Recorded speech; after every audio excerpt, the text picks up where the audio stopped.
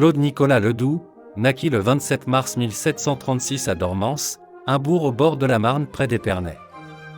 Il entra dans le prestigieux collège de Beauvais à Paris, à l'âge de 13 ans et le quitta en février 1753.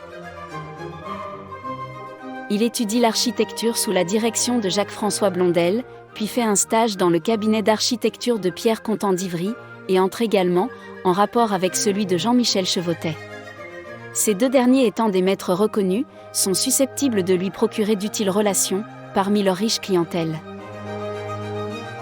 C'est par l'intermédiaire de l'architecte Louis-François Trouard, revenu de Rome en 1757, que Ledoux découvre l'architecture antique. Notamment les temples de Paestum, qui vont exercer une grande influence sur son esthétique, et l'œuvre de Palladio.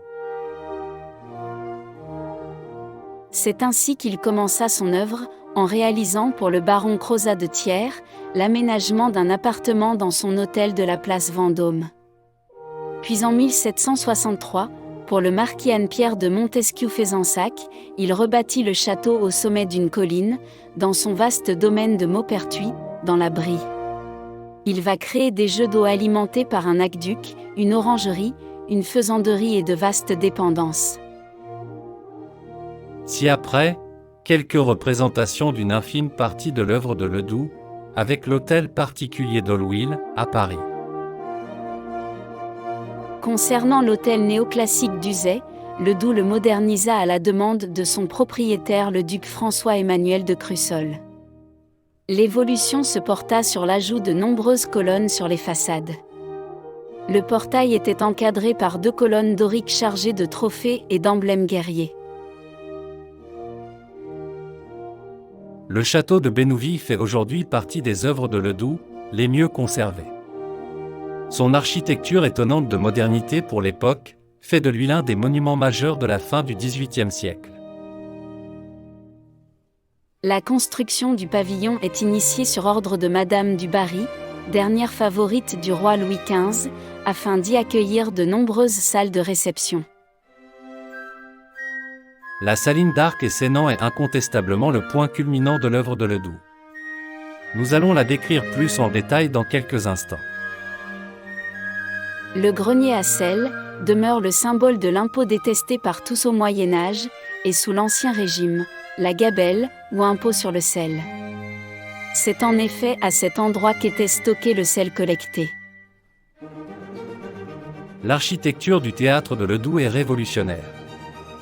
Extérieurement, il est inspiré par les formes simples de l'architecture de l'Antiquité, portique à colonnes ioniques. Intérieurement, c'est un espace ouvert, dépourvu des loges cloisonnées propres au théâtre à l'italienne, pour une meilleure vision.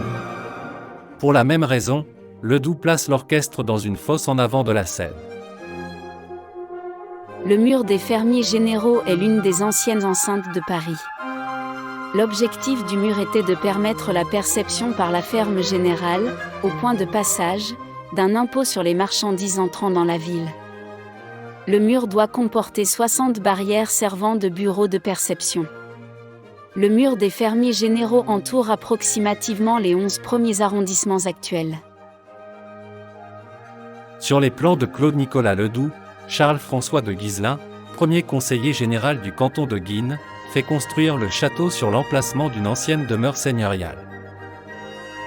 Revenons sur la saline royale de Ledoux. Elle a été considérée comme son chef-d'œuvre. Elle deviendra une annexe de la saline existante de Salins, estimée pas assez productive.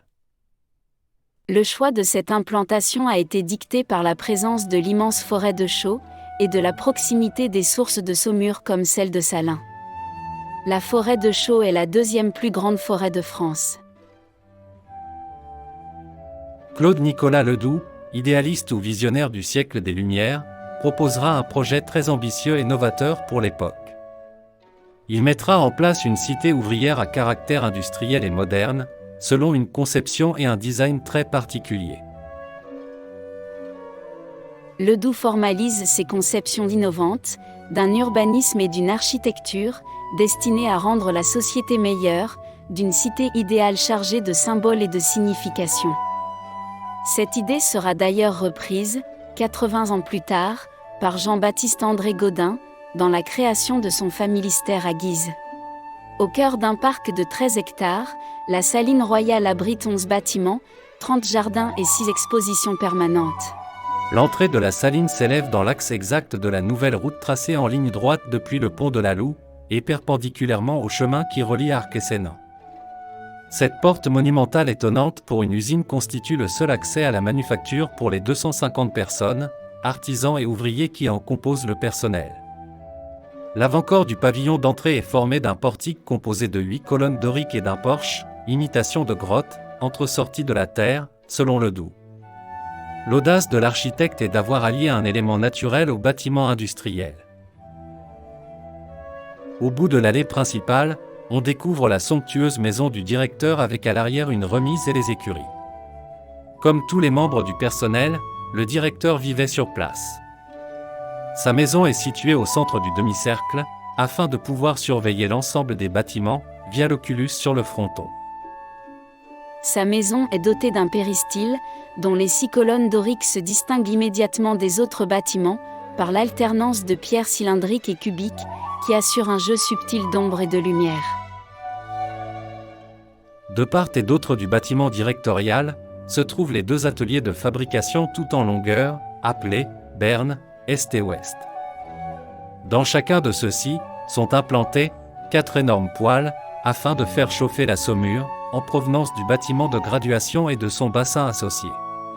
L'alimentation en saumure se fait via un saumoduc construit pour l'occasion. Ce dernier est composé de multiples tronçons de bois de sapin, sur 21 km de long entre Salins et le bâtiment de graduation situé à Chaux. À l'intérieur de la clôture et autour des bernes sont répartis les 2 pavillons pour les commis s'occupant de l'administration et de l'impôt. Les 2 bâtiments de logement pour les ouvriers, 2 fois 6 chambres pour 4 personnes par bâtiment, avec à l'arrière des jardinets collectifs. Les 2 bâtiments pour la maréchalerie et la tonnerie en vue de la fabrication de tonneaux pour le transport et le stockage du sel. Et enfin l'unique bâtiment d'accueil pour le contrôle des entrées et sorties assuré par les gardes.